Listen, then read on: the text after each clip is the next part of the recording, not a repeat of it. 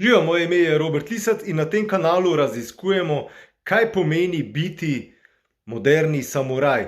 No, zame osebno so tukaj pomembne 3 komponente, in sicer kako biti varen, fit in pripravljen. Torej, te 3 komponente so zame tiste, ki nekako tvorijo srce modernega samurajstva, kot ga jaz osebno vidim.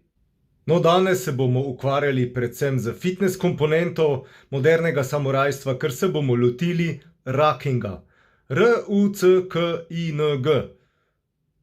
No, in kaj hudiča je raking? Raking ni nič drugega kot hitra hoja z raznimi utežmi v nahrbtniku in gre za obliko vadbe, ki se jo poslužuje predvsem v vojski. V raking skupnosti se delajo norca, da je raking pač za tiste, ki se ne da teči in hoditi v fitness, a bi radi bili deležni učinkov in ene in druge aktivnosti. In raking to omogoča. Zaradi hitre hoje z bremenom razvijamo kardiovaskularni sistem. Fitness komponenta nam postane jasna, ko vidimo, kaj lahko damo v nahrbtnik, in sicer železje, torej fitness železje, ali plastenke z vodo, 5-litrske, 2-litrske, liter pa pol, kakorkoli že.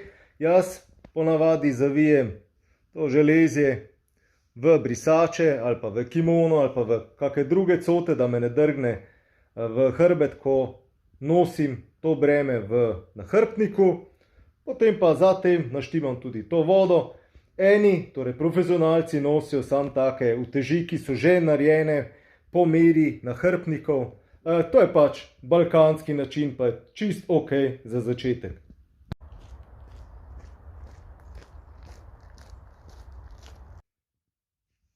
Evo, tukaj je utež in obe plastenki sem dal noter.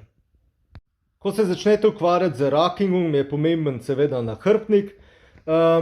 Naj bodo naramnice široke pa podložene, zato tega, da lahko nosite tudi pač to težo breme, ki jo imate v nahrbtniku. Naramnice takih urbanih nahrbtnikov odpadejo, razen če uživate seveda v bolečini. No, zame to ni.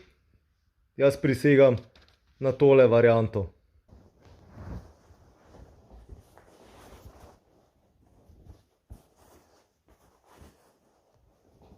Evo, ta paket gre zdaj v moj nahrbtnik. Še nekaj praktičnih napotkov. Imejte težo nahrbtnika čim više gor, torej bremena naj vam ne miglajo dol pri riti. Lažje je nositi breme, če je više. Naj bo čim bližje telesu, tisto, kar je težje. In seveda imejte vodo s seboj. Jaz že in ne bom, ker imam 10 litrov vode v nahrbtniku. Še en nasvet, ko štartate, imejte mogoče malo manj na sebi, kot bi sicer imeli. Tako kot imam jaz zdaj, smo sredi decembra, pa imam na sebi samo to.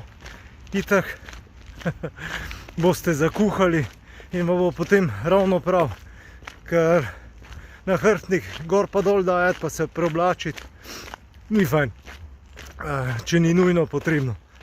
Medtem ko hodite, je zelo fajn, če so stopala usmerjena naprej. Veliko ljudi z mano vred hodi takle koračka, stopala a la Charlie Chaplin varianta navzven. To seveda ni prav, pa tudi ni glih najboljše za sklepe. Predstavljajte si, da nimate scentriranih gum na avtu, to je približno isto. Tako da stopala naj gledajo naprej in to je to. Mogoče se sprašujete, čemu bi sploh treniral raking ali pa hojo z bremenom. Jaz mislim, da je razlogov kar precej, ker če to vojska počne, mislim, da je to tudi univerzalno uporabno za nas, civiliste. Pred nekaj meseci mi je to tudi prav prišlo, ko sem se po noči z gumenjakom zgubil, sem preveslal do obale in potem sem mogel gumenjak kilometer ali dva nesti po kopnem. Sej je bil majhen gumenjak, ampak še vedno brez to vrstne kondicije ne bi šlo. Gumenjak sem takle držal nad glavo in lepo hodil, prišel na ta način do izhodiščne točke, kjer sem spet vedel, kjer sem, in od tam naprej so se stvari spet odvijale v bistveno bolj pozitivno smer. Pa konec koncev, če ste starši, pa se vam otrok poškoduje nekje v divjini, kdo ga bo nesel od točke A do točke B? Verjetno vi, a ne? Tako da, toplo priporočam to vrstno vadbo. Če želite biti varni, fit in pripravljeni kot moderni samuraj, tudi vi, se naročite na moj kanal. Vesel bom vaših komentarjev, predlogov, idej in se vidimo v naslednjem videu. Čau! Najboljši trenutek pri vadbi rakinga je tisti trenutek, ko daš nahrbtnik dol.